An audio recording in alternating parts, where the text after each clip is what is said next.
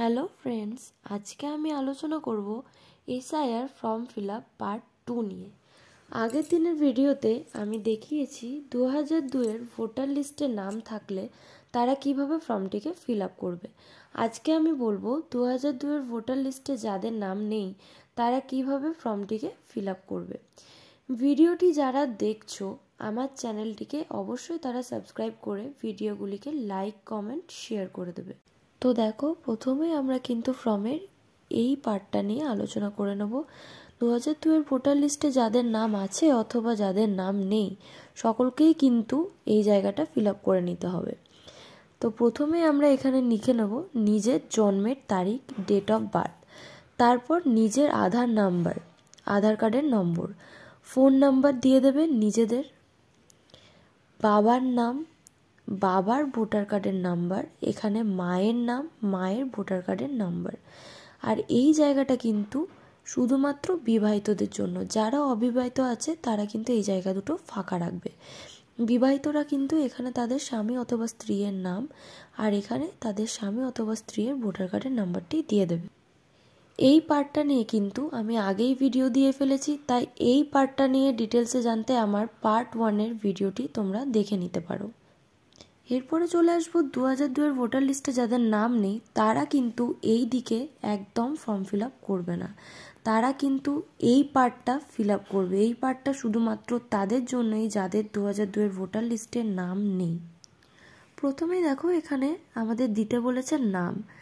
নাম মানে এই ফর্মটি যে ফিল আপ করবে এখানে কিন্তু অবশ্যই তার বাবার নাম দিয়ে দিতে হবে। তারপরে এপিক নাম্বার মানে ভোটার কার্ডের নাম্বার, বাবার যদি ভোটার কার্ডের নাম্বার থেকে থাকে তাহলে কিন্তু এখানে তোমরা বাবার ভোটার কার্ডের নাম্বারটি দিয়ে দেবে। এরপরে দেখো রয়েছে আমাদের আত্মীয়ের নাম। এই জায়গাটা কিন্তু একটু ভালো করে দেখে নেবে। এই আত্মীয়ের নামের জায়গায় এখানে তোমরা যার নাম লিখেছো তার আত্মীয়ের নাম লিখতে হবে, কিন্তু তার নামটি অবশ্যই 2002-এর ভোটার লিস্টে থাকতে হবে। এরপর আছে সম্পর্ক, এখানে যার নাম লিখবে তার সাথে এই আত্মীয়ের কি সম্পর্ক এখানে কিন্তু সেই জিনিসটি লিখে দিতে হবে।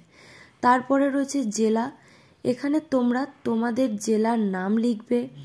এখানে রয়েছে রাজ্যের নাম, যে রাজ্যে থাকো সেই রাজ্যের নাম লিখবে। এরপরে রয়েছে বিধানসভা ক্ষেত্রের নাম।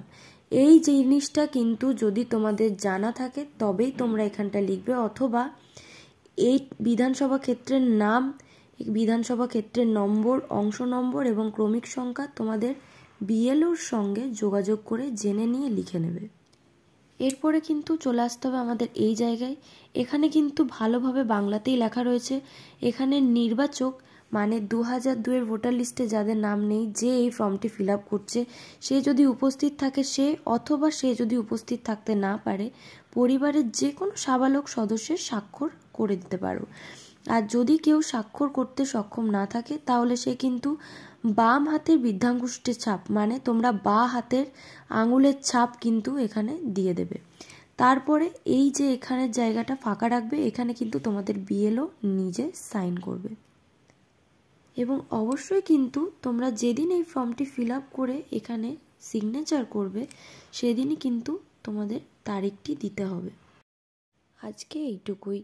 এই ধরনের ভিডিও পেতে কিন্তু আমার পং টেকনো চ্যানেলটিকে সাবস্ক্রাইব করে আমার পাশে থাকতে হবে এবং এই ভিডিওগুলি আরও বেশি করে তোমরা তোমাদের আত্মীয় স্বজন এবং বন্ধু বান্ধবের কাছে শেয়ার করে দাও যাতে তারা কিছুটা হলেও উপকার পেতে পারে।